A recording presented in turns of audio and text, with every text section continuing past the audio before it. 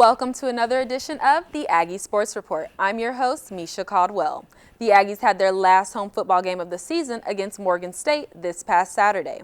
This was also Senior Day and Military Appreciation Day. We commemorate our troops for everything that they do. Trevonna Williams tells us how A&T did for their last home game of the season. The Aggies took to the field one last time this season on Senior Day against Morgan State, where it was also Military Appreciation Day. Both teams came into the game with only one conference loss.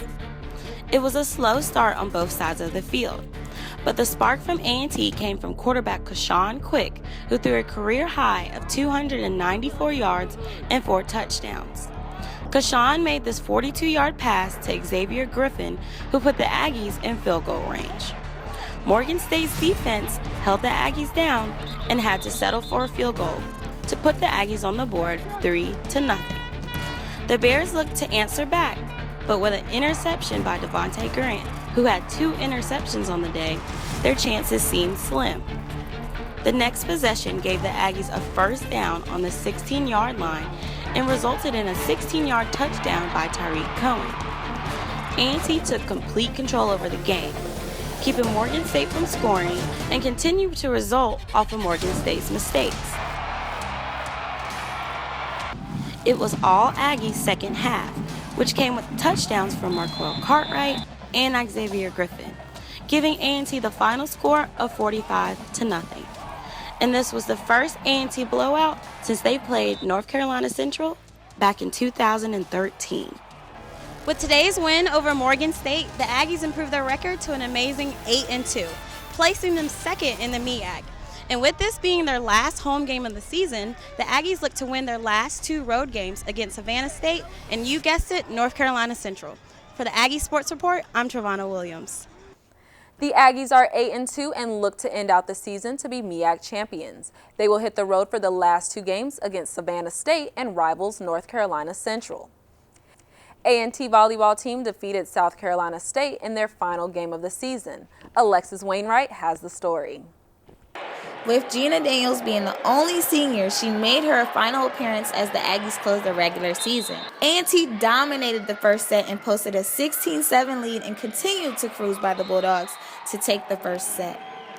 Junior Alina McDaniel paced A&T with a team high of 12 kills and 11 digs.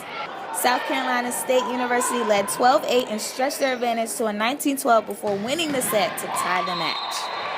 The Aggies had no problem taking a 2-1 lead over the Bulldogs in the third set as they jumped ahead 14-5 and remained ahead to claim the set.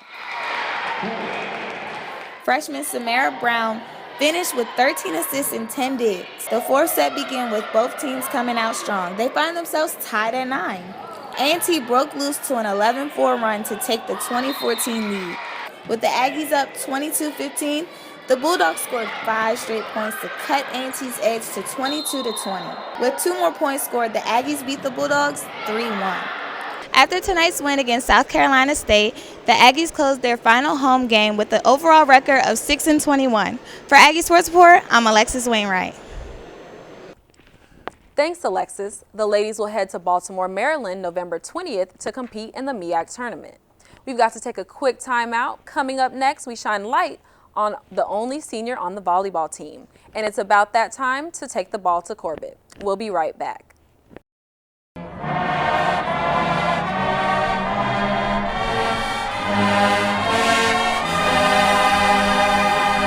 This is an A&T Historical Minute, and I am William Robson. The Corbett Sports Center opened December 3rd, 1978. It is named after Ellis F. Corbett, a 1931 graduate of A&T. Officially known as Mr. A&T, his official title was Sports Information Director. He performed many other roles on campus, including dorm counselor, and he was a member of the board in control of intercollegiate athletics. The 3-story complex includes office space, classrooms, and 2 racquetball courts, in addition to an Olympic-sized swimming pool. Corbett also houses many of the human performance and leisure study courses at A&T. The Corbett Sports Center is the current home of the North Carolina A&T men and women's basketball teams and the swimming team. This has been a Historical Minute, and I am William Robson.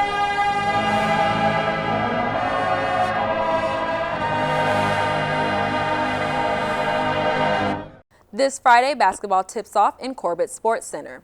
The women will be playing against Navy at 6, followed by the men's team at 8 as they play against Greensboro College.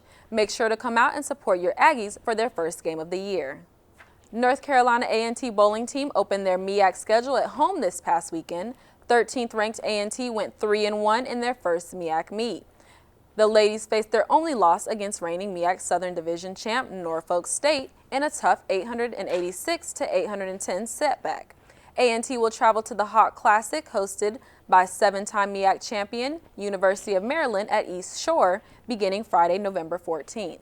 That's all we have for this episode of the Aggie Sports Report. Make sure to follow us on our social media pages. Thank you for watching.